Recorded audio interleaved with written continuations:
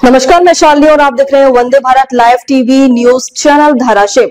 आइए बढ़ते हैं आज की बड़ी खबर की ओर। हमारे अखंड Bharat live TV news channel के आइडियल पत्रकार संगठन कार्यक्षेत्र संपूर्ण भारत के उपाध्यक्ष और लाइव रिपोर्टर प्रदीप कामले की लाइव खबर, सत्य का संकट और पत्रकारिता का धर्म। आज जब हम देश के मीडिया परिदृश्य पर नजर डालते हैं तो एक गहरा सवाल मन में कौता है, क्या हम सचमुच एक स्वतंत्र और निष्पक्ष पत्रकारिता के दौर में जी रहे हैं, या फिर जैसा कि हमने हाल ही में चर्चाओं में देखा है, पत्रकारिता अब केवल सत्ता के आधिकारिक संस्करणों का प्रबंधन और जनता की चेतना पर पूंजी का हमला बनकर रह गई है।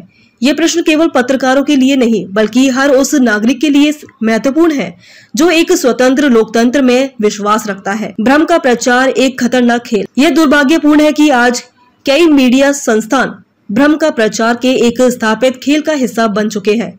हम देख रहे हैं कि खबरें पलकी झपकते ही बदल जाती हैं। एक दिन कोई दावा किया जाता है और अगले ही दिन उसे सिरे से खारिज कर दिया जाता है। इसका उद्देश्य सत्य को स्थापित करना नहीं बल्कि सत्य और असत्य के बीच की रेखा को धुंधला कर देना है। जब नागरिक यह तय नहीं कर पाते कि सच क्या है तो वे आलोचनात्मक सोच छोड़ देते हैं और आसानी से सत्ता के बदलते आख्यानों पर भरोसा करने लगते हैं।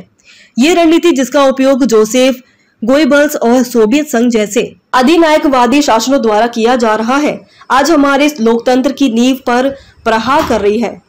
प्रधानमंत्री का प्रेस कॉन्फ्रेंस से लगातार बचना और मुख्यधारा के मीडिया द्वारा इसे सामान्य बनाना एक जवाबदेही के अभाव को और गहरा करता है।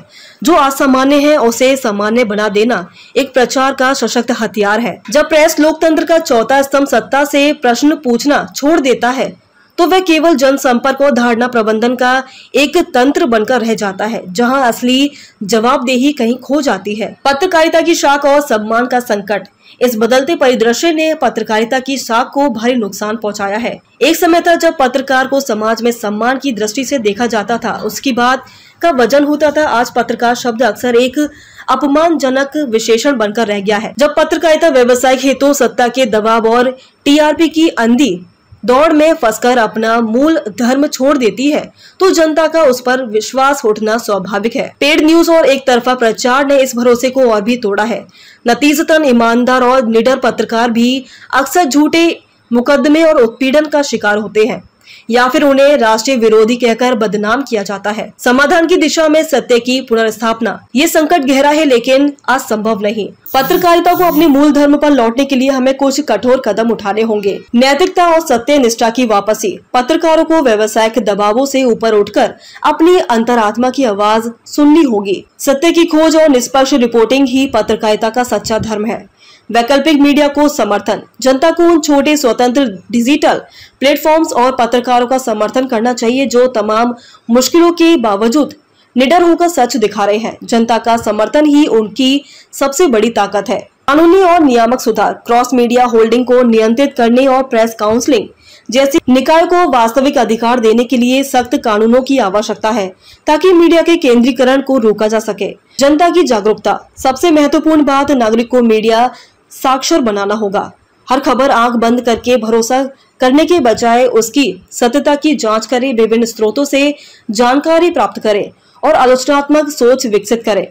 व्हाट्सएप पर आने वाली हर सूचना को अंतिम सत्य न माने। जैसा कि हन्ना अरेंट ने कहा था कि अधिनायकवादी शासन का आदर्श विषय वे लोग हैं जिनके लिए तथ्य और कल्पना, सत्य और असत्य के बीच का अंतर अब मौजूद नहीं है।